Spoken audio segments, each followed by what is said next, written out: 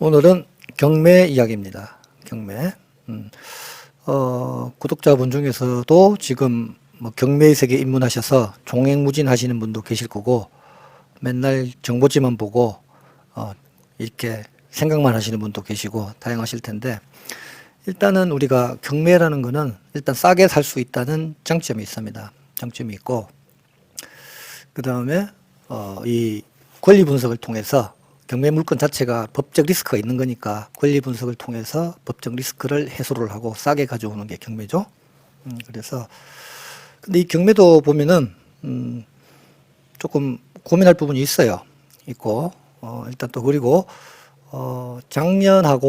작년보다는 올해가 더 경매 시장에서는 더 좋다. 그리고 올해보다는 내년이 경매 시장의 더 좋은 조건이다. 왜냐? 작년 8월 달에 아마 우리나라 아파트에서 최고점을 찍었던 시기예요. 그래서 그때 하고 지금은 하향 추세죠. 내년에는 또 하향 추세로 갈 가능성이 많아요. 왜냐? 금리 문제라고 하죠. 규제가 무색할 정도로 지금 그동안 우리가 부동산에 적용했던 규제 가지고 지금 어느 정도 컨트롤이 되는데 지금은 규제를 풀어도 고금리에서 실수에다가 움직이기가 힘든 상황이 있어요. 그래서 내년에는 금리가 녹록지 않다. 요번에 0.25 올렸죠? 12월에는 우리가 아닐 거고, 내년 1월 달에 또 오른다고 일단 봐야 돼요. 봐야 되면은, 이 금리가 올라가지고 자금 경색, 돈이 흐르지 않으면은, 극한의 채무자들은 경매로 다 넘어갑니다. 넘어가기 때문에. 보통 보면은 우리가 채권은행에서 한 달 연체했다고 경매 넘기지는 않아요. 보통 3개월 이상 연체가 되면은 경매 절차에 돌입을 하는데, 그래서 경매로 실제로 채무자가 연체돼서 경매가 넘어가면은, 매각 공고가 나오기까지 빠르면은 5개월, 6개월, 늦으면은 1년 가까이 있다가 신권으로 나옵니다. 신권으로 나오는데, 일단 그거는 그래서 감정가가 우리가 신뢰를 하면 안 되는 게 그런 시차가 있기 때문에 그래요. 그래서 일단은 우리가 매각 통계를 한번 봅시다. 통계를 한번 보면은, 이게 지금 21년 11월 1일부터 21년 요게 지금 우리가 12월 달에 안 됐으니까 9월 달 보고요. 그 다음에 10월 달 두 달을 한번 볼게요. 두 달을 보게 되면은 아파트가 283건이에요. 아파트가. 이게 지금 시차가 지금 적용이 잘못됐는데 21년 10월 달 검색. 그럼 21년 9월에서 10월까지 아파트 경매 건수가 31건 나왔습니다. 31건 나왔고 매각률은 58.1%입니다. 매각가율은 112.2%입니다. 매각률은 경매 나온 것 중에 낙찰된 걸 말하는 거고 낙찰된 비율을 말하는 거고 매각가율은 감정가 대비 낙찰가의 비율을 말하는 거죠. 그래서 21년 9월에서 10월 두 달 동안 평택시 평택지원에서 아파트는 31건, 매각률은 58.1%, 매각가율은 112.2%입니다. 자, 그러면 이게 작년이니까, 작년 9월, 10월이니까, 올해를 한번 볼까요? 22년 9월, 22년 10월. 자, 검색. 자, 아파트가 45건입니다. 아까 전에 우리가 작년 동기간에는 31건이었어요. 그죠? 많이 늘었습니다. 그 다음에 매각률은 작년 요 동기간에는 40%였어요. 이게 58.1%였어요. 매각률이 58.1%인데 40%니까 18% 정도 떨어졌죠. 그만큼 낙찰이 안 됐다. 그리고 매각가율은 작년 동기가 112.2%였는데 올해 이게 9월 달부터 10월 달까지는 80.7%입니다. 낙찰가율도 굉장히 떨어진 겁니다. 지금 그럼 한 32% 정도 떨어졌어요.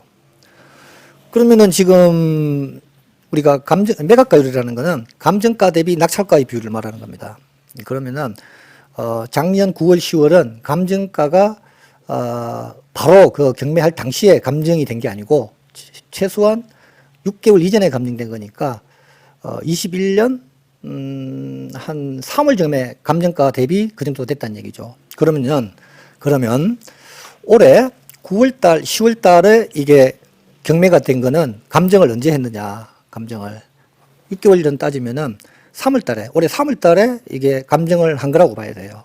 그러면은 올해 3월 달의 우리가 감정가하고 지금의 시세하고는 상당히 차이가 납니다. 상당히 차이가 나요. 그래서 이 가격이라는 게 시점이 매우 중요합니다. 매우. 정착제가 아니니까 변하거든요. 그래서, 이걸 이제 예를 한번 들어볼게요. 예를 들어보면은, 경매 물건, 상세 물건 검색. 자, 봅시다. 평택 지원, 22년 타경 검색. 아파트를 한번 볼게요. 아파트는 쭉 보면은 신건을 봐야 되겠죠? 언제 감정이 됐냐라고 이걸 보려 그러면은 아파트를 보면은 대지 오피스텔 근생 오피스텔 아파트 이게 하나 있네요. 신건이죠? 자, 그럼 이거를 한번 봅시다. 여기에 보면은 감정평가서가 있습니다. 감정평가서가 있으면은 이게 기준일이 있어요. 기준 시점이 21년 6월 23일입니다. 그러면 6월 달의 지금보다는 조금 더 나은 시점에서의 가격이에요. 이게 감정가가. 그래서 이 감정가가 높은 데서 낙찰가율 낮은 거는 감정가가 낮은 데서 낙찰가 낮은 거하고는 굉장히 차이가 있다. 굉장히 차이가 있다. 이렇게 보시면 돼요. 그래서 이게 뭐 경매를 잘 하시는 분들이야 뭐 시장 조사를 하시고 시세 조사를 하시니까 어느 정도 이런 문제들에 대한 갭을 메꿀 수 있는데 그렇지 않은 분들은 이게 감정가 대비 낙찰가 얼마다. 이거는 감정가가 얼마나 잡혔느냐, 감정가가 언제 잡혔느냐, 이게 더 중요한 거죠. 감정가 높게 나오고 시세 떨어졌는데 감정가 높게 나왔을 당시에 시세 좋았을 때 감정했던 감정가가 시세 떨어진 지금의 감정가는 크게 의미가 없다.